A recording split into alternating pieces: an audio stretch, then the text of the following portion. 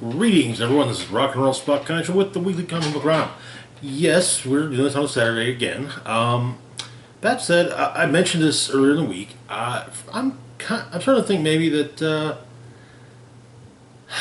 maybe doing this on Saturdays is a better idea than doing it on Wednesdays and trying to get as many videos up Wednesday night and then having to wait till Thursday to finish to get the rest of them up.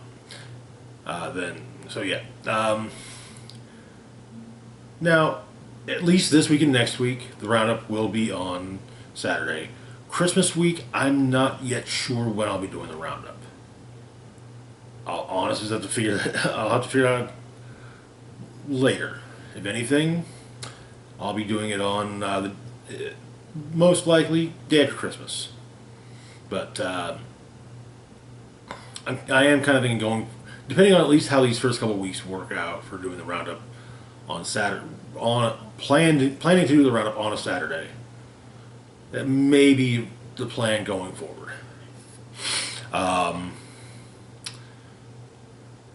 Anyway, let's get on to this week's comics, shall we? Kicking things off, we've got Inferno, number 3. Where we left off, Omega Sentinel was about to tell Nimrod a secret,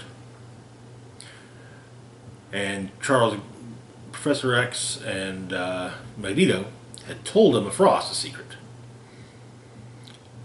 The secret that Charles and Eric told Emma was that Moira McTaggart is alive and a mutant, and she has seen what happened to mutant kind 9 times. Oh, 8. I think more like 7 times. But yeah.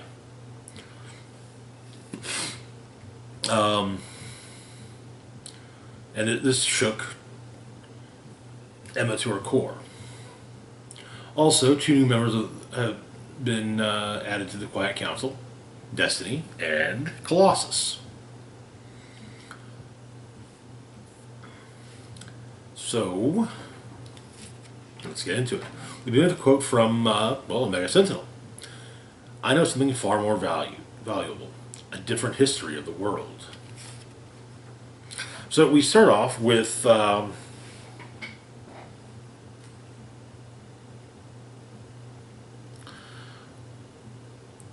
in a section known as Then. Continuing from a sequence from, I want to say it was Powers of 10.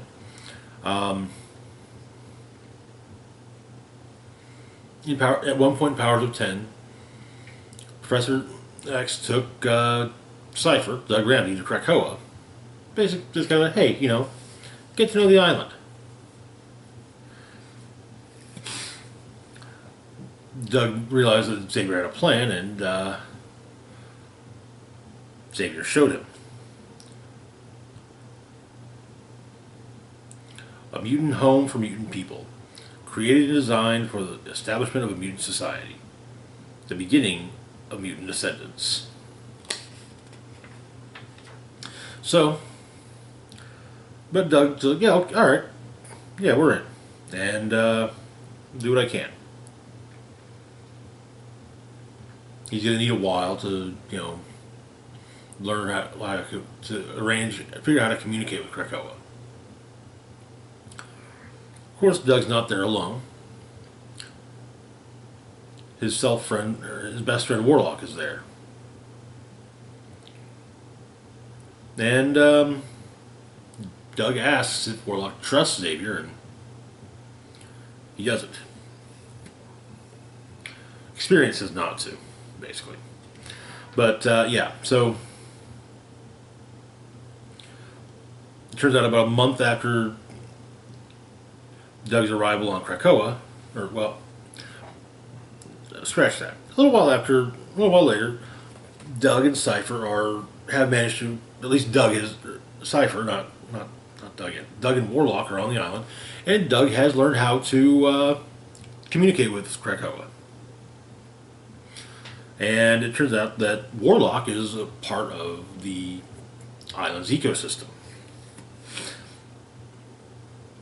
But A month later, we get some of the first resurrections, making the Cuckoos once more the 5-in-1 as opposed to the 3-in-1.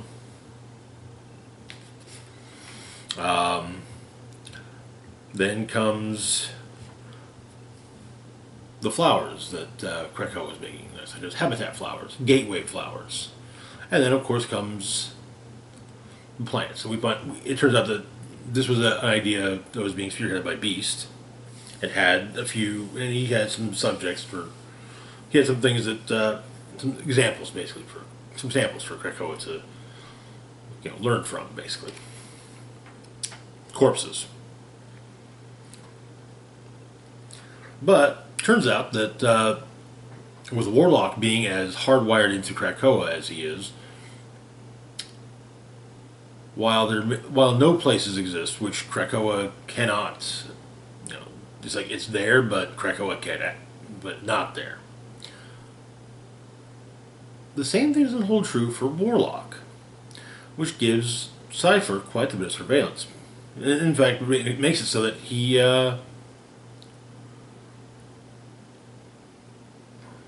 basically the secrets that any secrets that are trying to be kept on or people try to keep on the island, Cypher's going to know.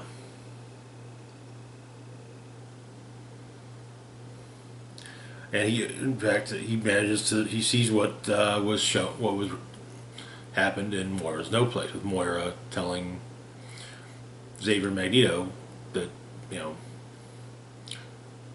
Destiny must be done away. It must be made impossible for Destiny to be ever resurrected.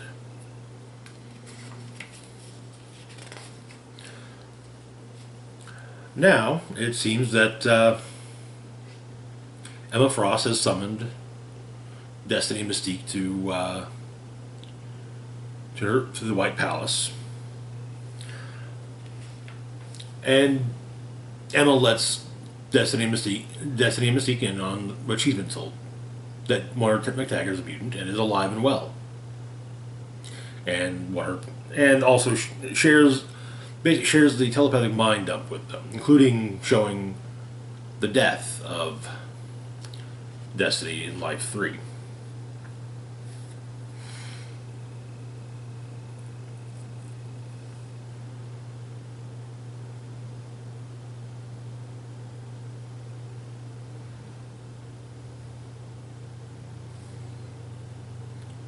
But of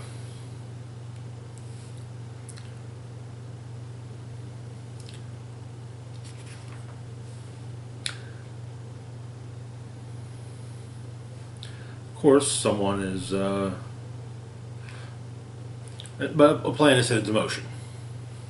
What that plan is, we don't yet know. The next day in Paris, at Moira's safe house, Moira is captured by Orcus and taken prisoner.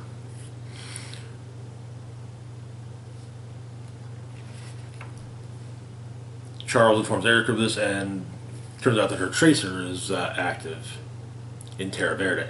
So,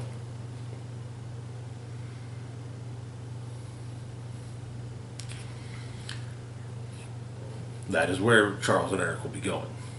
At the Orcus Forge, Orcus is rebuilding the Mother Mold, which was dropped into the sun during House of X, and Omega Sentinel tells Nimrod a secret.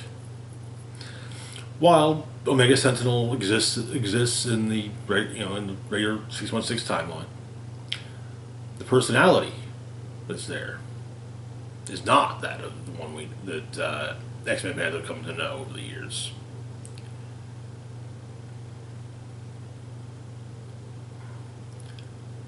And so, with Nimrod, now that Nimrod is aware of this, he explains the tachyon decay cannot be unseen. But she tells her story. It's very much a reversed version of Days of Future Past. In Days of Future Past, an adult Kitty Pryde had her consciousness sent back to her younger self, where she prevented she helped the X-Men prevent the assassination of Senator Kelly, which would have led to the Mutant Registration Act being pushed through, and mutants ending up in camps. In another future, but in this one, instead this was one of future mutant supremacy. Nimrod came online, but it was sent, and Nimrod was made and sent back in time to the past Nimrods that we saw in X-Men comics, but it was too late. Every time he was defeated, and so the one of the various Dominions would show up and tighten, and well, mutants were destroying all of the various Titans who came for them. So all that remained was a trickster Titan who sent the person who sent Omega Sentinel's mind back to another time. While there, she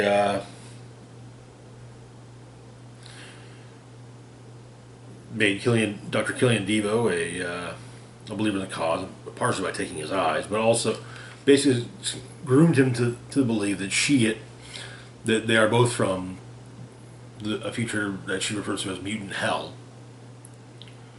and they are the sole survivors. However,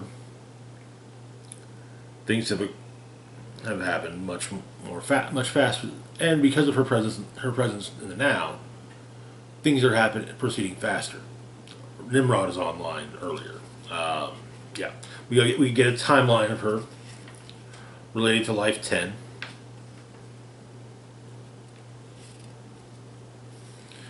Including Life 10, we get Life 10A and 10B.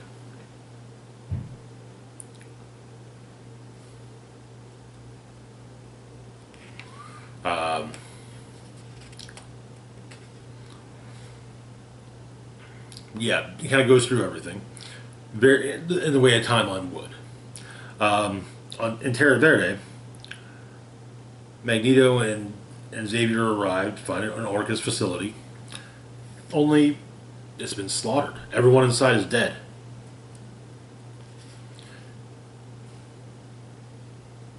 Elsewhere, we see that Moira appears to be in the clutches of Destiny and Mystique. And yet, Charles and Eric are following her tracker. It appears her tracker has been left. Her arm amputated. However, at the Orcus facility, the translocator hums to life. An Orcus strike team appears, but the strike team isn't alone. Omega Sentinel and Nimrod have also arrived. And that is where the issue ends. I kind of get the feeling that scene in the first issue when Emma's greeting Eric and Charles as they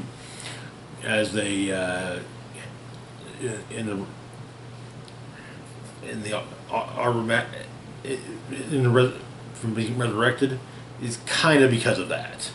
Don't get me wrong, Magneto's great, and I mean Xavier can deal with quite a few with the soldiers, but the two of them against Nimrod and Omega Sentinel, that's don't really see that working out for the two of them. But yeah, the book has continued to be just excellent.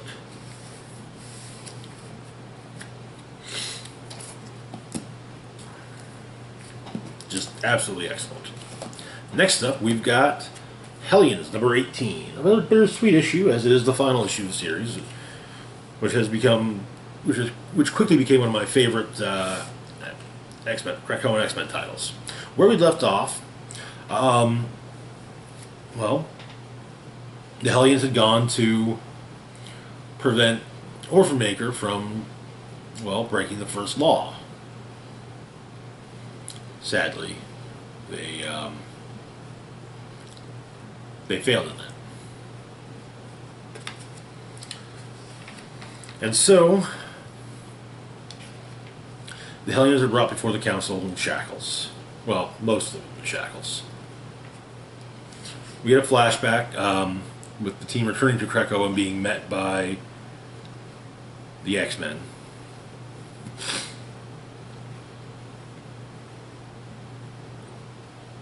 There's a brief scuffle between the two teams, which includes Grey Crow punching Cyclops. As the fight continues, however, suddenly it stops. Empath has shown up and smoothed things out.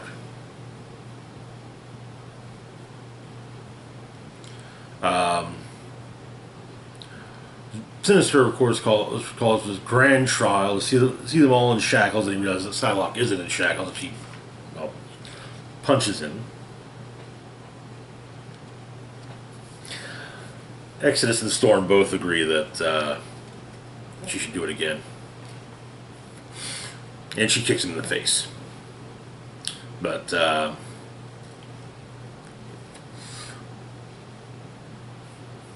it's stated that the rest of the team does not stand accused, as they did not break the first law. Only Orphan Maker did. Nightcrawler tries to urge compassion, but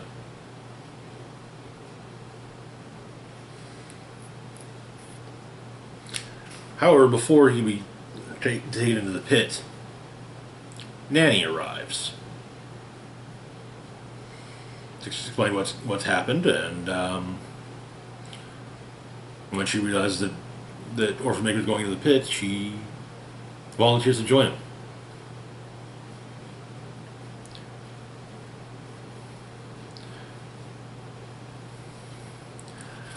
The council disagrees with this, though. So,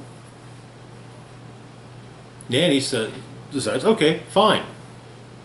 You don't send me to the pit? I will make sure you send me to the pit. I will track people. I will kill humans by the tens, hundreds, thousands, millions, if that's what it takes to get me to the pit with my Peter. Including making a direct threat against Kate Pryde's mother. And so the decision is made that yes, Nanny will join Orphan Maker in the pit. The remaining Hellions are not happy, or saddened about this. The council isn't exactly celebrating the fact either, but that said, the Hellions are disbanded.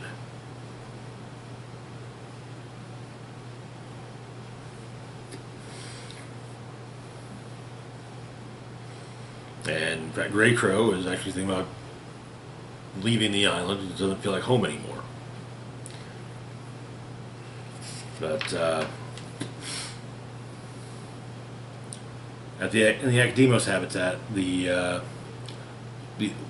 old school Hellions meet up with Empath and are giving him grief, and he controls their emotions to make them adore him again. Unknown to him, Grey Crow is watching via rifle scope, but Psylocke stops him from taking the shot. Asking him to stay. Or asking him to not. She asks him to deny her nature, or his nature, and initially he figures Krakoa is asking, but Psylocke explains it's not Krakoa asking. It's her. In the healing gardens, Long Shot is, or not Wild Child. Not why did I say Long Shot? Wild Child is giving pills, and Dr. Reyes is fairly certain that we know what's gonna happen. You're gonna pretend to take your pills, so let's just get this over with. But he takes the pill and goes and lies down. And Scott presents something of a gift Alex. Madeline Pryor has been resurrected. But the Goblin Queen persona is still very much there, as that's what she sees in the mirror.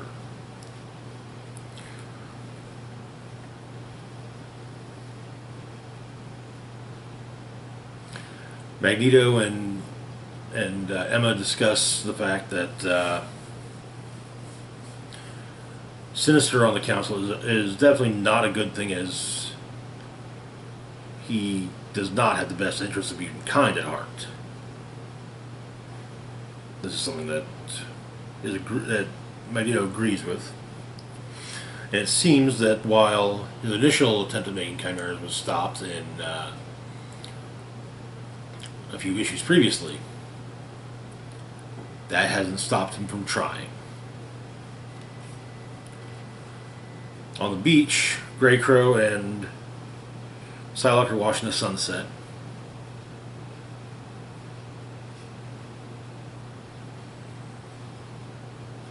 And he says to her that he notices how she looks at him, like there's good in him. And he says, having noticed, he doesn't think he'll ever be the same. And she scooches a little closer to him and takes his hand. And that is where the series ends. Seriously, I love this book. I really did. And it saddens me that it's ending. I really hope that the characters, that we continue to see the characters, Greycrow especially.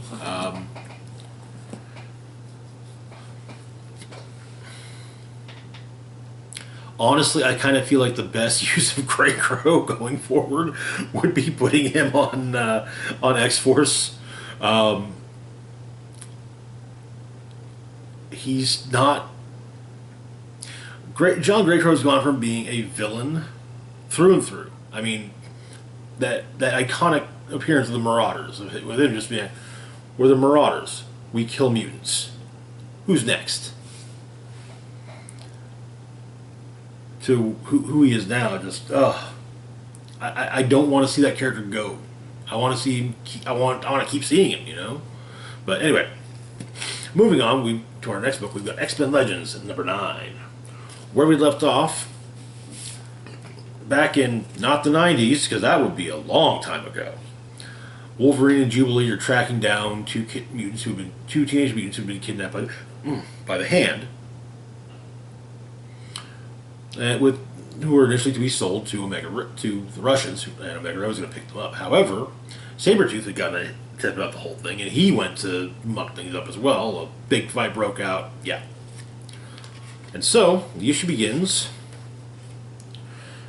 Sabretooth and Wolverine come to on Sabretooth's jet, being piloted by Birdie, his psychic assistant.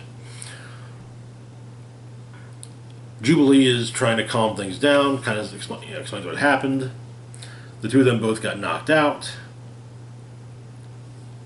and the Hand got away with two young girls. They are following the Hand aboard a. They're following the Hand, and they're trying to get there as quickly as possible.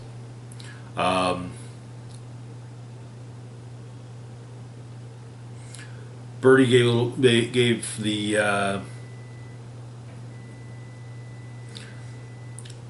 calming telepathy glow, so to speak, to Wolverine briefly. Figuring if it works on Sabretooth, it'll probably work on Wolverine. And the quartet head off to Busan. The two mutants are separated. The one's in a box, a steel-lined box, or an iron-lined box that has or a silver-lined box, but yeah.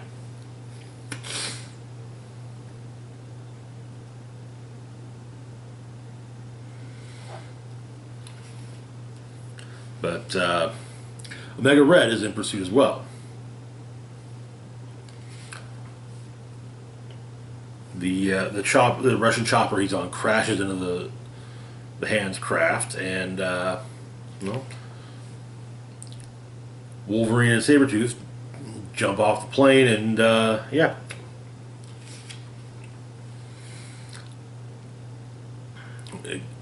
Wolverine's on the same side against Omega Red and Lady Deathstrike, who, well, the two of them are not on the same side with each other. Yeah.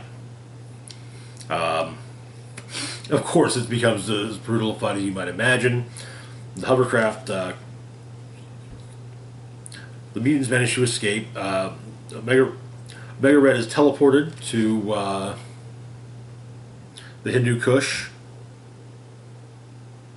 with no means of escaping. The girls, while they appreciate Logan trying to save them, the girls decide they're simply going to go someplace else, where no one can find them in the future. But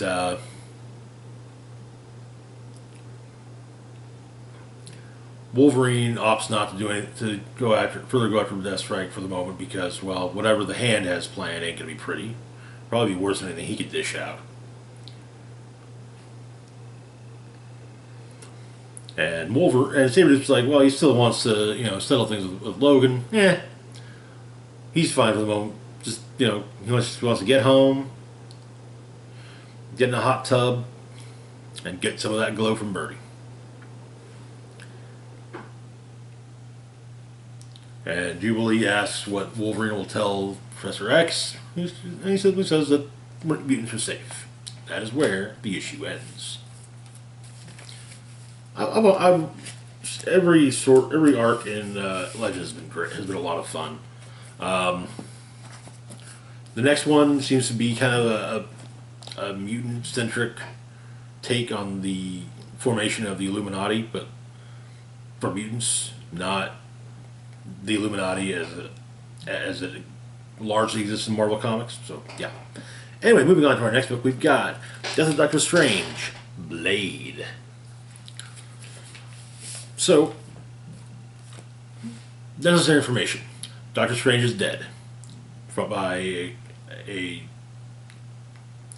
heretofore unknown assailant, though it's looking in the main series as though maybe it was Baron Mordo. Blade is basically the sheriff of Chernobyl, where the Vampire Nation now resides.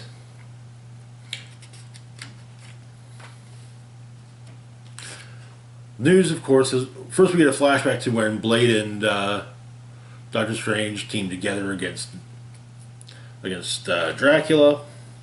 They won, but yeah. In the present, the news of the good doctor's death has reached Chernobyl, and they're celebrating. They're doing parties much like we saw in the beginning of the first Blade movie, with blood being sprayed out through a fire sprinkler system.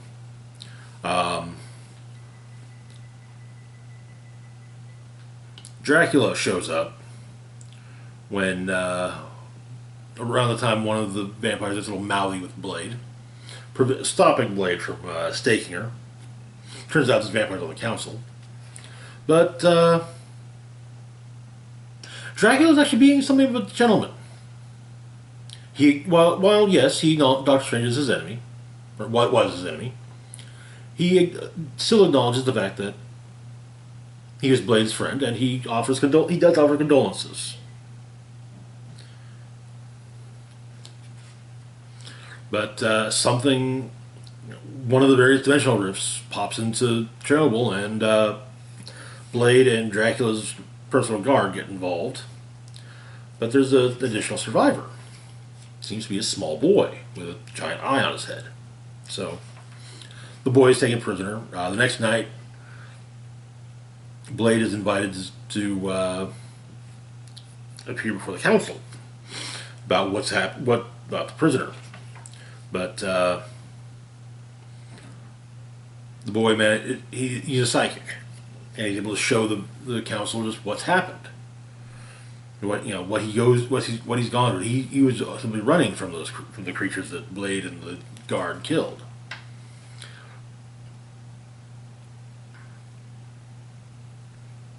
The rather mouthy council member attacks Blade once again.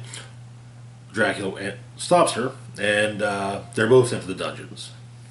Turns out, though, the young boy, he's as innocent as he's making everyone think. He feeds on fear.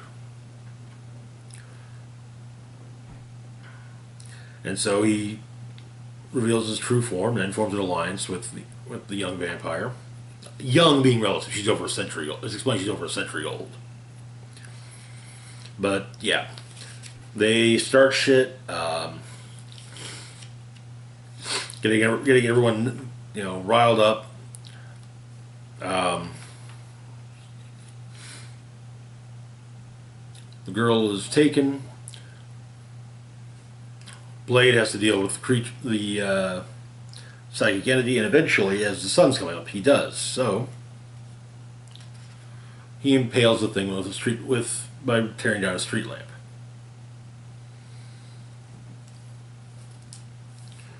And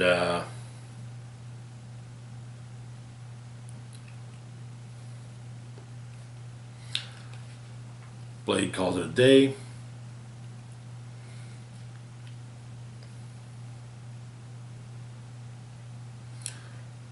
And at the end, yet another vampiric party, another vampire gets up in Blade's face. Only this time, even with Dracula there, Blade has no issue with dusting the young vampire.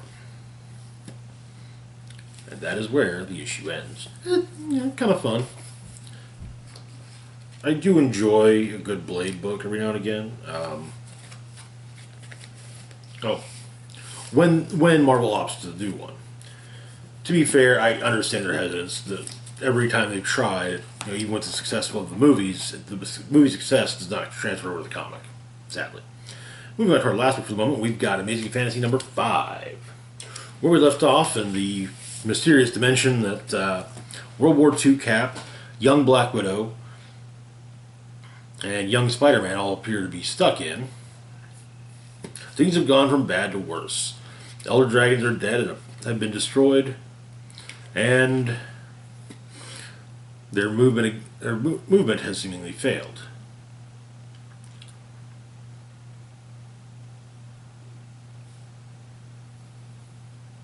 But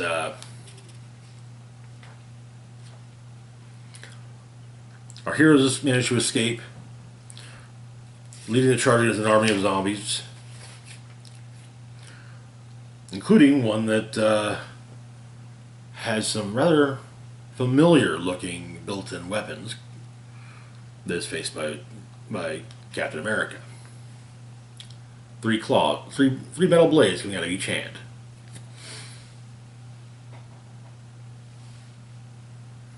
But they managed to, the Red King's power source is seemingly deactivated, but another Peter arrives, and they're coming to Earth. But turns out that Peter's being given a chance to stop Uncle Ben's murder.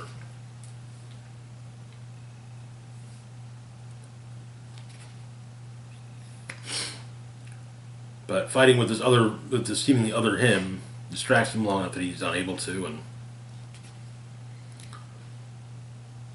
Ben dies in Peter's hands, or Peter's arms. But soon enough, everything's back to normal. The rubble that Spidey was initially buried under in the first issue, he punches his way out of and resumes the chase after Green Goblin. That young Black Widow and the other Widow assassin Daria come to, and it's decided that by the other widows, yes, Natasha is one of them. And the Cap pops back up in World War II in 1943. Turns out that the package he was safeguarding was in fact Dr. Robert Oppenheimer. In the other world, the realm of death, things appear to have changed a bit. Ben's still there and he's happy, as is not Storm. But someone frequently pops up. Logan. And Ben actually and Logan, every time Logan pops in, he makes a point of telling Ben how Peter's doing. Namely that he's up to his knees in trouble. And that is where the series ends. It was a fun series. It was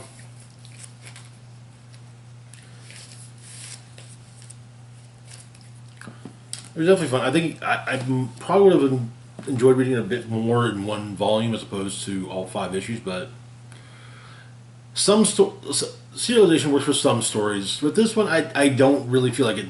For me, it didn't. I do hope there are those that did enjoy it, though. It was like I said, it was still a fun book. Anyway, that's going to do it for now. As always, feel free to like, share, and subscribe. Links to my Facebook, Twitter, Patreon, and PayPal can be found in the description box down below. This is Rock and Roll Spock signing off, saying live long and rock hard.